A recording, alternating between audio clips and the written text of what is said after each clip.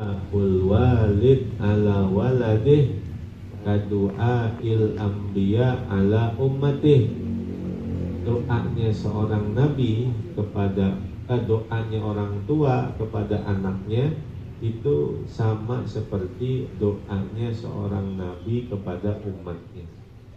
Doaul walid ala waladih kadu'a in nabi ala ummatih.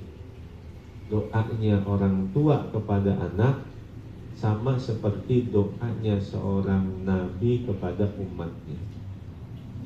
Yang ketiga, wadu saumin, orang yang sedang berpuasa, doanya manjur. Yang keempat, du maradin, doanya orang yang sakit. Kalau kita nengokin orang yang sakit, bikin hati dia girang, bikin hati dia senang, supaya ketika terbersit di hatinya doa-doa baik buat kita, itu benar-benar manfaat buat kita dunia dan akhirat. Dan nengokin orang yang sakit jangan lama-lama, tanya aja sekedarnya, bagaimana, udah enakan? Iya, la baksa tahur, insya Allah. Udah selesai, pulang. Jangan orang sakit diajak kongkok, diajak ngobrol, diajak ketawa, cekakak, cekikik. Nanya deh tuh, mengeluh ngerasain apaan sih? Kata itu orang yang sakit, gua kagak ngerasain apa-apa. Orang lu kagak bawa apa-apaan. Wadu maradin, doanya orang yang sakit. Kalau orang yang sedang sakit, Allah tugasin ke malaikat untuk nyabut kekuatan badannya sehingga lemah. Allah nyabut kekuatan nafsu makannya sehingga gak pengen makan. Lalu Allah perintahkan untuk mencabut dosa-dosanya. Maka jika selesai sakitnya, kata Allah, balikin kekuatan tubuhnya, seger lagi dia. Balikin nafsu makannya. Orang yang habis keluar sakit makannya kemaruk bener. Tapi ketika Allah Subhanahu wa ta'ala tidak memerintahkan untuk mengembalikan lagi dosanya, malaikat bertanya, ya Allah, aku sudah kembalikan kekuatan badannya, aku sudah mengembalikan nafsu makannya, lalu dosanya kenapa nggak dikembaliin? Kata Allah, kafaratan lima madho, itu adalah tebusan dari semua yang pernah dia lakukan di masa-masa yang lalu. Sehingga ketika ada orang yang sakit, kita husnuzon. Di dalam hati kita, kalau kita sakit, kita husnuzon. Sakit kita itu adalah yang pertama, kafarat lisayyiat wal khoti'at, tebusan dari semua dosa dan kesalahan yang pernah kita kerjakan dalam kehidupan dunia. Yang kedua, raf'ud darajat, akan terangkat derajatnya dunia dan akhirat. Itu ketika kita sedang mengalami sakit, ujian-ujian dalam kehidupan. Tanamkan di hati kita seperti itu, adalah berbaik sangka kepada Allah. Kalau dia sakit, oh Allah mau ampuni dosa saya.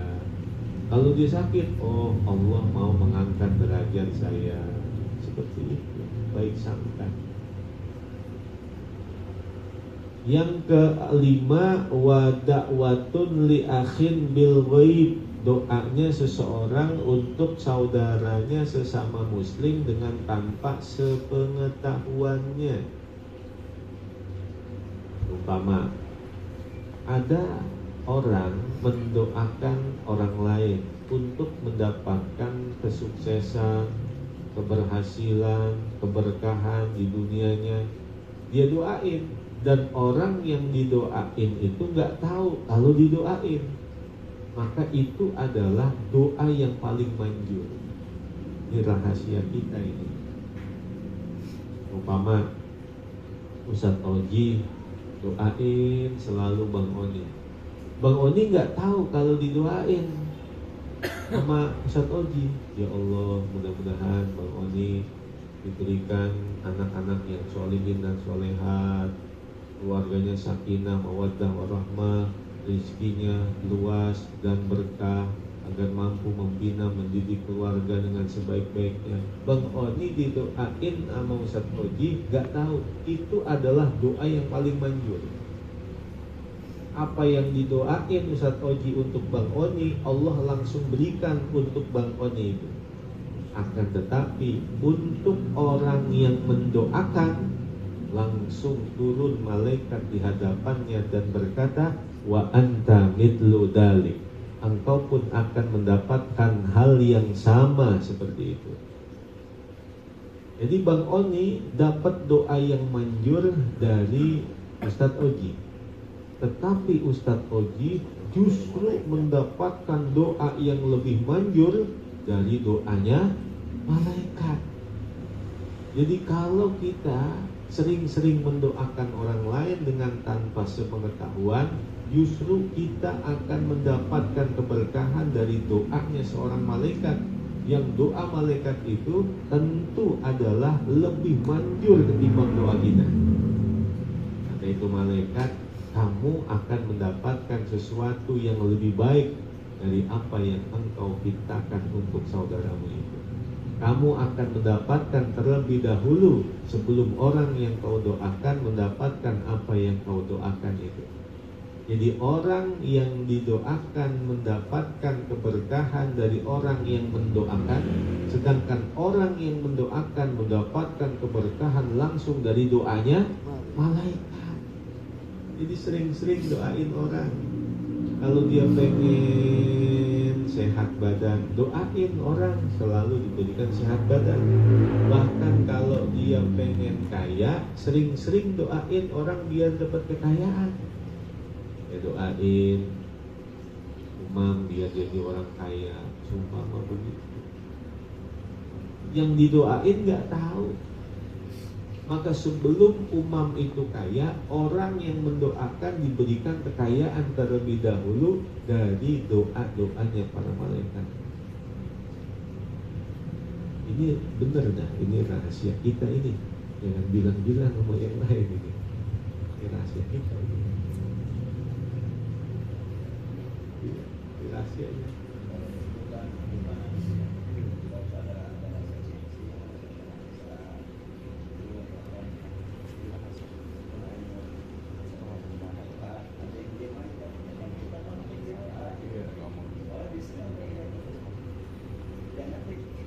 Yang ngetik, yang mendoain dapat doa keberkahan.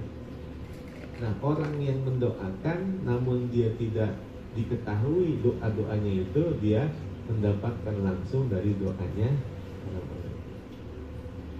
Itu ya.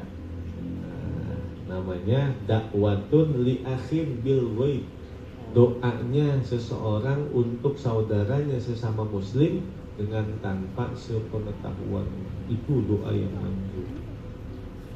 Yang keenam, tsumma nabiyyun li ummati, doanya seorang nabi untuk umatnya. Yang ketujuh, du hajjin, doanya orang yang sedang melaksanakan ibadah haji. Dalam kitab Tabaqat Kubra juz yang ke-6 halaman 285, Asy-Syaikh Al-Imam Ibrahim An-Nakhai beliau berkata, idza balagar rajulu arba'ina sanatan ala khuluqin lam yataghayyar anhu hatta yamut. Orang yang di usia 40 tahun terlihat akhlaknya semakin baik, ibadahnya semakin baik, agamanya semakin baik, rezekinya semakin baik, maka akan terus seperti itu sampai menjelang ajal datang kepadanya. Sedangkan orang yang sudah berusia 40 tahun terlihat akhlak budi pekertinya buruk, ibadahnya buruk, agamanya buruk, tingkah lakunya buruk, ibadahnya buruk, bahkan rezekinya buruk, maka akan terus seperti itu sampai ajal menjemput. Dikata Syekh Al-Imam Ibrahim An-Nakhai, idza balagar rajulu arba'ina sanatan ala khuluqin lam yataghayyar anhu hatta yamut. Standarnya 40 tahun.